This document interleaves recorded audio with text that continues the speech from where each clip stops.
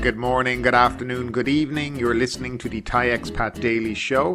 I'm your host Kieran Mack and thanks for tuning in. Don't forget to like this video if you're watching us on YouTube and please do subscribe. We are also available on Apple Podcasts, Spotify, Amazon Music and a host of other podcast players. Now that that's all done, let's jump into today's show.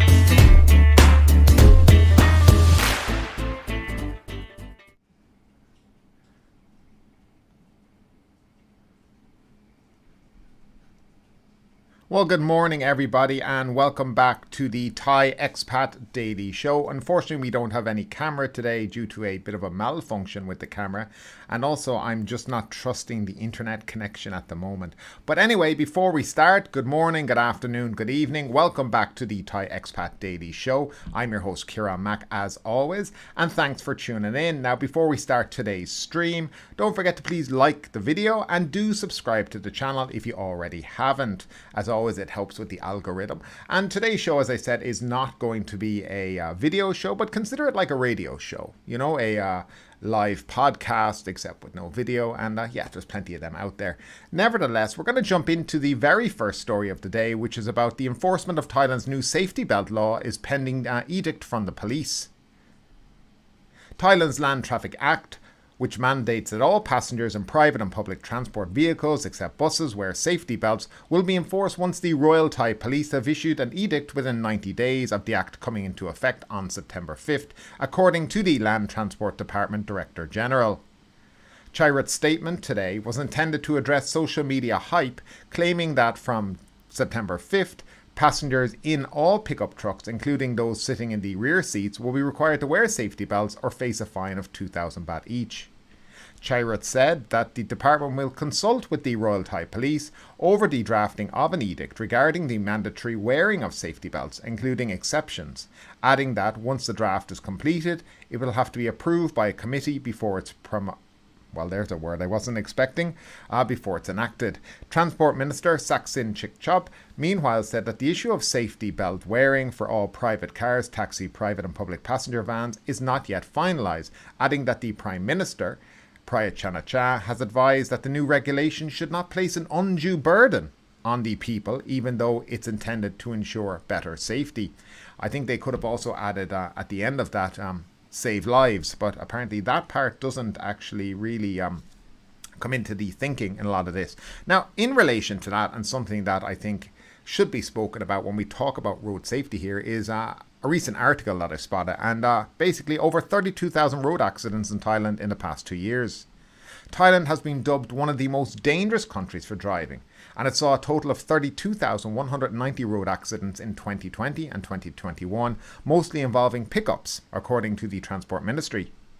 Thailand has been ranked as the second most dangerous country to drive in by a website, reported 21,052 accidents in 2020 and 11,138 accidents in 2021. Now, before we go into the rest of the story, you might add, why is there a drop? Well, COVID. Lockdowns, people weren't able to travel, between different provinces over the last 2 years, and basically people weren't out on the road. So you can just imagine what the figures were like possibly in 2018 and 2019. Now, the Zuzobi, which is a driver education portal website that publishes a new score annually, reported in May that Thailand scored badly on 5 different factors to rank it on second on the list of most dangerous nations to drive in. The factors included estimated road deaths, maximum motorway speed limits, seatbelt wearing, alcohol-related deaths, and blood alcohol concentration limits. It is reported in May, Zutobi ranked Thailand in second spot with 4.35 points, behind South Africa, which had 3.41 points. The United States, by the way, was third with 5.03 points. According to the Ministry of Transportation's data catalogue, motorcycles did not cause the most accidents, as many assumed. But most accidents that happened in 2020 and 2021 involved pickup trucks. That was 37% of them, followed by a category of private and public vehicles, which came in at about 27%.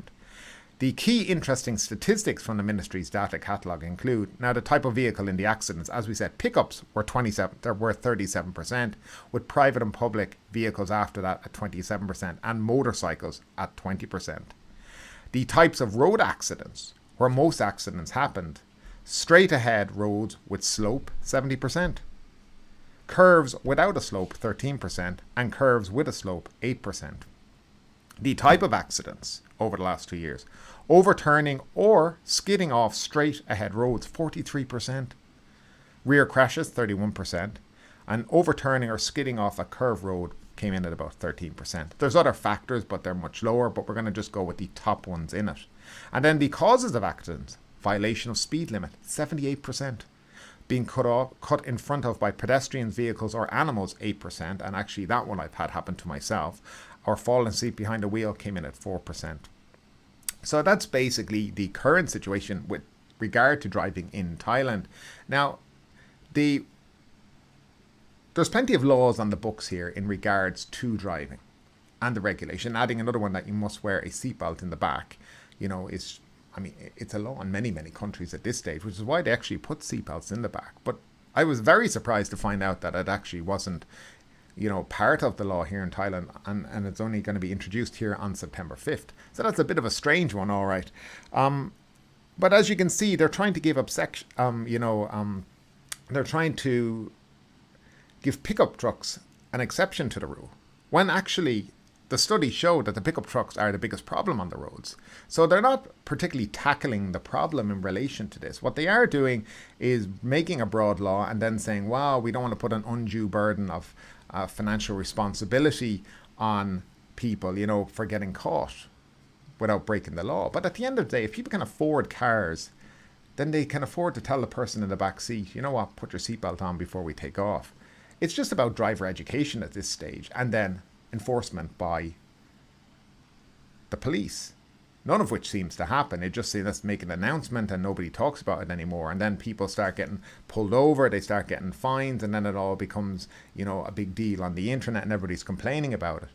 But at the end of the day, the government and their job here should be to ensure that people can go from A to B as safely as possible without the risk of having a serious accident or dying.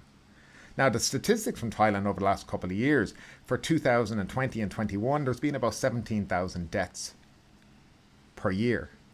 Now, it's higher than the number of COVID deaths that we've had in Thailand since the pandemic. So the biggest public health emergency here in Thailand is not COVID or the pandemic. It's road safety and deaths on the road. And that certainly needs to be looked at and addressed, I think in a more serious manner, rather than giving so many exceptions to everyone all the time. If you have so many exceptions, eventually the law is just not enforced. And that's generally what is happening, along the way. I don't know if you remember, a couple of years ago, there was a law came into effect that you weren't allowed to ride in the back of pickup trucks anymore. It was against the law. Obviously, there's no seatbelts back there, and it's not exactly a safe place to be. That law went out the window. It's still on the books, but it's never enforced. So, it's all about enforcement. But as always, guys, I'd love to know what you think about the driving situation here in Thailand. What's your experience about driving in Thailand? As always, your comments down below in the comment section is greatly appreciated. Now, moving along to the next story, and it seems to be doctors are warning about the 4 a.m. booze plan. So this is, as we've spoken about before, the government are planning to extend the time that bars and clubs can stay open till 4 a.m. But not all throughout the country, but only specific tourist zones. But there is some fight back from the medical industry. So doctors have warned against the government's plan to extend the operating hours of pubs to 4 a.m. to boost the economy, citing the potential for more road accidents, which is obvious, and the risk of further COVID-19 infections. All right, that's fear-mongering. Dr. Prasip Watana, Dean of the Mahidol University's Faculty of Medicine, on Friday expressed his concern about allowing pubs and bars to stay open, later saying that the present closing time of 2 a.m. is late enough, given the current COVID-19 situation. Again, the COVID-19 situation, I don't know what situation he's talking about, because from my perspective here in Thailand, most people have gotten their lives back to normal and there's very little talk, if any, about COVID. Dr. Prasid said there was no need to rush such a measure, as night socializers may get infected due to longer gatherings and spreading the disease to their families, notably the elderly. Now, the Secretary General of the Don't Drink and Drive Drunk Foundation said the measures may help stimulate the economy, but it could be at the expense of the health and safety of the public. In addition, Dr. Taijing did not believe many foreign tourists would choose Thailand because of the extension of the night entertainment venues' operating hours to 4 a.m. and most come to visit tourist sites. Now, again, this doctor, I understand where he's coming from, but it's nothing to do with trying to woo foreigners. It's just trying to make more money by having the bars open later, and that's what it has been. Now, citing road accident data in Thailand showing that the fatality rate in the second half of this year is already higher than last year, Dr. Taijing suggested this rise correlated with the easing of restrictions for these venues and on alcohol sales. Nevertheless, late closing times have been trumpeted by the Tourism and Sports Minister Piyapat Ratchapakarn and Bangkok Governor Chachart Sitapunt. Mr. Chachart responded to the matter while live streaming during his jogging routine in the morning recently by saying that the idea would help spur the economy and increase transparency, as later licenses have previously been awarded in a more ad hoc fashion prone to bribery. And that point he's got makes a lot of sense. A lot of places stay open late, but they have to pay the brown envelope to do so, and of course this probably would put an end to that. Besides the economic stimulus, the extension of opening hours would help to ease congestion at those venues and lessen the need for pub owners to pay tea money to remain open later. Business operators on Koh Samui, Koh Phangan and Koh Tao and Surat Thani have also thrown their support behind the policy, as they believe it will lure more tourists. So yeah, I mean, it's kind of you're always going to have the medical establishment who are going to be anti anything that extends like the risk of injury or death, and I think that's pretty obvious. I think it's definitely going ahead. They're going to do a trial on Khao San Road in Bangkok, so we'll see how that goes. I mean, of course, as I said, I think in a previous podcast, they actually have to get permission from the neighborhood, so we'll see if they actually even get around, if it ever actually happens. But we'll move along to the next story, and I'm sure it's one that is worthwhile to a lot of travelers here. Now, visas are going to be extended to boost tourism.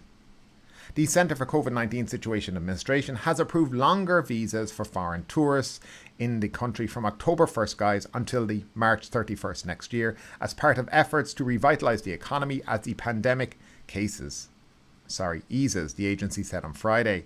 Those with regular visas will be able to stay for 45 days, up from 30 at present, while the visa on arrival scheme will be extended from 15 to 30, said the CCSA spokesman, Tuisat Visasatun.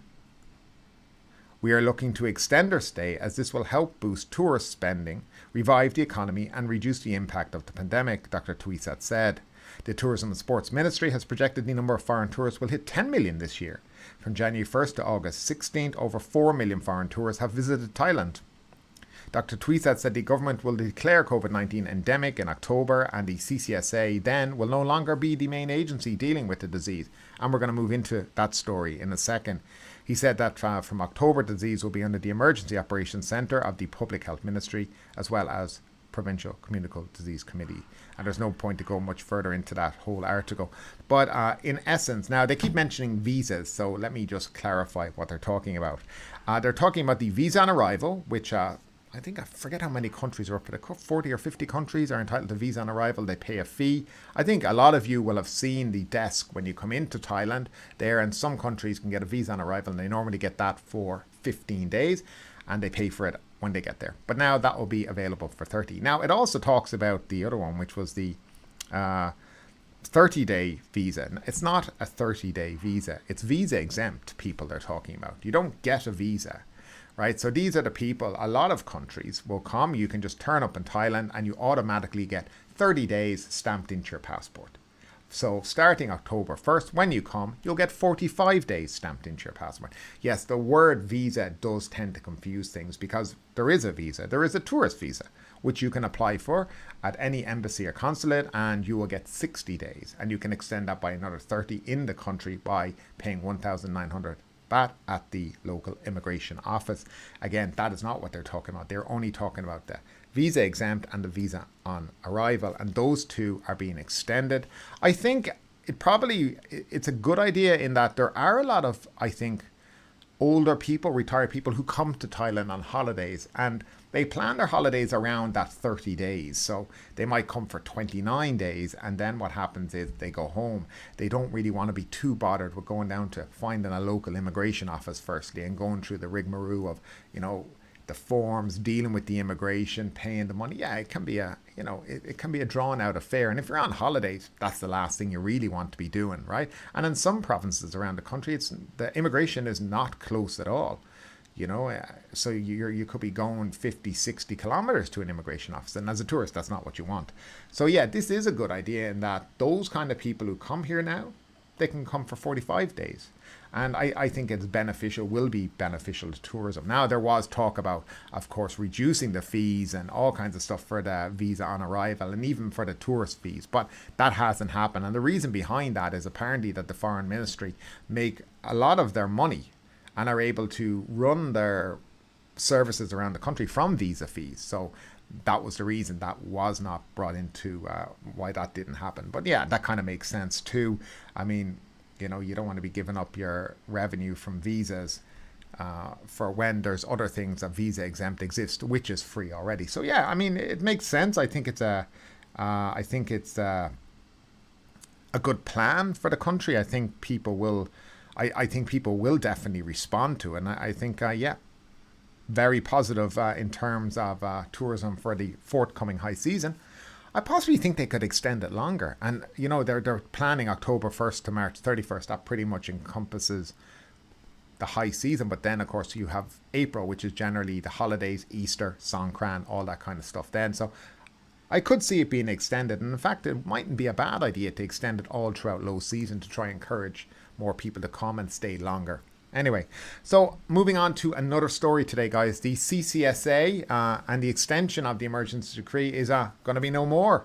So the emergency decree is going starting from October 1st, and we will no longer have to talk about the CCSA anymore, though they'll probably make up some new acronym for some new agency just to keep the guys that were in that agency employed. But Prime Minister Prayut Chan-o-cha on Friday approved the lifting of the emergency decree and dissolution of the Centre for COVID-19 Situation Administration from October 1.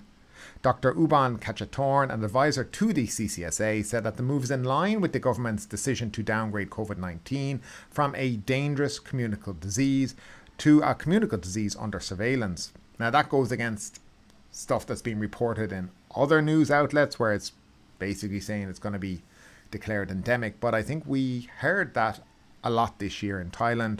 I believe, wasn't it July 1st that COVID was going to be declared endemic? Again, going back to the basis of how a disease is classified endemic, it's classified by when the World Health Organization declare it endemic, and a country cannot. I mean, there was talk here at one point that each province was going to start declaring COVID endemic, so you can see where this has gone. But he said October 1, the 2015 Communicable Disease Act will be governing law to tackle the COVID-19 outbreak instead of the emergency decree on public administration in emergency situations, which has been in place since March 24, 2020.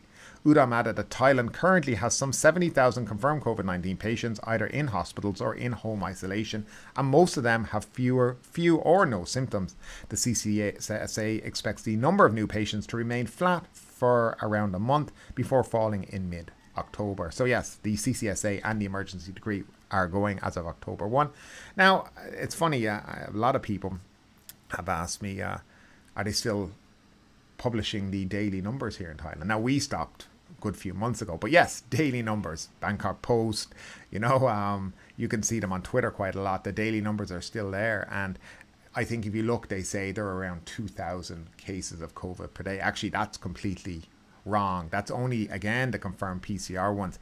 The confirmed ATK testing or rapid antigen tests are apparently, we're looking at something, I think I read somewhere between 250,000 to 300,000 cases per week. And of course, we're back to normal. So it makes you wonder what's gone on in the past versus what's different now. If we have so many more cases now, what were we doing 6 months ago or last January in relation to all of this? With was it Omicron that they were worried about getting in, or Delta? Anyway, I can't remember. But yeah, I mean, I think we've learned from the situation, but still, as I'm reading this article, I'm looking at the guy on the podium. Here, there's a picture of him wearing a face mask. So, and also if you look on television here in Thailand, you've watched the news in the morning on Thai TV, they're all wearing face masks in the studio. So yeah, there's still that face mask mentality that's gone on. In relation to face masks here, you will still find a lot of Thais are still wearing them. no matter where they go. It's a tough thing. Personally, myself, when I went home to Ireland for the time I was there, I kind of, shed the mask. And when I came back then, I found it hard to put back on again, because when you go a long period of time without wearing it, it's kind of a sense of freedom all of a sudden, because, living here in Thailand, spent a couple of years with the mask on, and of course, actually 2 years, never took it off, and then you're free, and it's like a liberalization effect, you're like, wow, it's fantastic to get rid of it. So yeah, in Thailand here, and personally myself, if I'm outdoors in the out there, I don't wear a mask, but you will see plenty of Thai nationals wearing masks outside. If I go into the likes of 7-Eleven, I respect the fact that everybody in there is wearing one, so I will wear a mask when I go into 7-Eleven, and maybe when I go into a shopping center. And that for me is really it in terms of mask wearing. But I put up to you guys, people who live here currently, are you still kind of, what's your deal with the mask? Do you wear it all the time? Do you wear it just in certain circumstances? Actually, I'd love to know exactly how you do it, and if you've been abroad, is there a difference to how you find the mask wearing?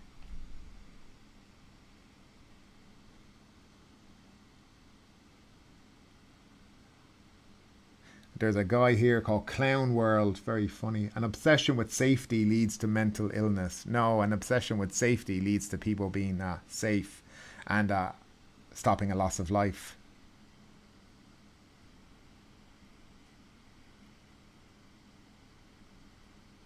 All right, there seems to be a bit of a warning on my channel here. Error, your YouTube's not receiving enough video to maintain smooth streaming. As such, there's some kind of buffering at the moment. I have no idea what that means. But we'll keep going anyway, guys. As long as you can hear me, that's all that matters. We'll move on to the final story of the day. And actually, it's in relation to Phuket. A little bit of a warning for tourists coming here. Police remind car and bike rentals to check driving licenses. Tourist police warn vehicle renters about fines for letting a person without a proper license drive a car or a motorbike. The notice, entitled Car Rental Suggestion, was posted on Phuket Tourist Police Facebook page and shared by some of Phuket police stations, including the ones in charge of Patong, where numerous car and bike rental shops are located. The notice consists of two parts. The owner part has the following warning: the owner or driver of a motor vehicle who lets anyone without a proper license, without a proper driving license, drive the vehicle will be fined not exceeding 2,000 baht. And the part addressed to the renter reminds them the following: drivers without a valid driver's license will be imprisoned not exceeding 1 month, or will be fined not exceeding 1,000 baht, or both. The notice bears the logos of both the tourist police and the Phuket police, so it's fairly legitimate. But it's under car rental suggestion, and then they talk about fines and jail time, so would not be better to what regulation. A suggestion sounds like something that you can or can't do. It's up to you, but it's not really. Yeah, that's another thing, and we actually are going to talk about that. Tourists, especially coming to Thailand, it's worth bearing in mind that if you do intend to drive, there's a couple of things, a bit of advice here. Number one, if you've never driven a motorbike before, Thailand is not the country to come on holidays to and start trying to learn to drive. It's just not. It's a bad idea. It's always been a bad idea. All right, we're back to excellent location. Okay, I don't know. YouTube are telling me all kinds of stuff here, but it says excellent connection again, and that warning has gone. But in terms of coming to drive here, if you are a tourist coming to drive here, a couple of months, a couple of weeks, you need to have an international driving license along with your regular driving license.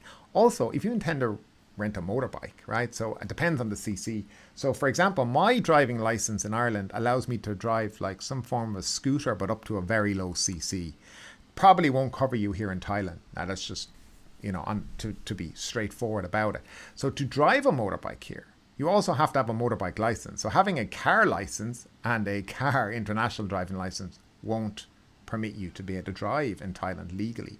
And you also have to bear in mind that if you have an accident, and you have travel insurance, and you try to claim on that insurance, and it comes down, it was a motorbike accident. Remember, insurance companies are always trying to figure out how they can not pay. And of course, they'll go, well, you don't have a legal license, and many of them will not pay out. So just bear in mind all this when you're coming. Of course, if you're driving in Thailand, it's a lot safer to rent a car versus renting a motorbike. but still there is the danger there. But yeah, we'll talk about that more in another. I know I was meant to do a live stream, guys, at the weekend, but the signal where I've been recently has not been good, and actually it cut off one time during a live stream a couple of weeks ago, so it's made me a little bit fearful of doing live streams, but this one I have today is quite good. But anyway, guys, that's it for today's news. Let's have a look really quick at the comments here in the comment section before we sign off. Hi Jeff, nice to see you here. Maxwell Smith, good morning. Never around, appreciate your comments. As I said, Clown World, an obsession with safety leads to mental illness, but you know, your name says it all, my friend. And Maxwell, their rules keep changing on laws of traffic, and the Swiss lady murder has not been tried, nor the motivation. The Swiss lady, I can't remember if she actually was tried. The Swiss lady who was murdered in Phuket, right? That's the one you're talking about? As far as I remember, she did, but you never really... Yes, she was. I remember, because they had a live stream. Her family were live streamed the trial, only them. Those kind of trials, by the way, generally here in Thailand, you'll see a big murder or something big, you know, and you'll hear about them being arrested. And the last, you never ever hear again about when they're sentenced, you know. And that is, yeah, it's a bit odd here. You sometimes have to dig deep to kind of find out what happened in these trials. Like, I knew of a guy, twins here in Phuket a long time ago. They were arrested for rape and everything. It was very brutal. But you just saw them there arrested, and there was never any follow-up by any of the media about what happened to them. But the guy, you know what, Maxwell, I'll find that article, and I'll go into it in the next show. So and I'll post in the link. But I definitely think he did go to court. It was a very speedy trial. He admitted to it all, and he was sentenced to life in prison, I think. Dimitri, how are you? Thanks for your comment there. The stream is looking good. Yeah, as I said, it was just strangely, it was just a comment that came up from YouTube. Now it says excellent connection, so I don't know. I'm currently on my 5G in the house. So the motivation for the murder, if I believe, I don't know if I 100%, you know, the story was quite a long time. It was like 2021 last year sometime. The motivation, I think he had lost his job due to COVID. He probably was on a little bit, he had lost a job due to, I think it was a crime of opportunity. And I remember reading something weird that he found her attractive or something, and he decided, it was some weird stuff. Look, I'll look up the article again, right? And I'll come back to you maybe in the next live stream during the week, because it was a strange scenario and story, because a lot of people first thought that it was going to be a Myanmar person that was going to be stitched up for, and actually originally they had a Myanmar person in custody, but they let him go because nobody believed it, you know.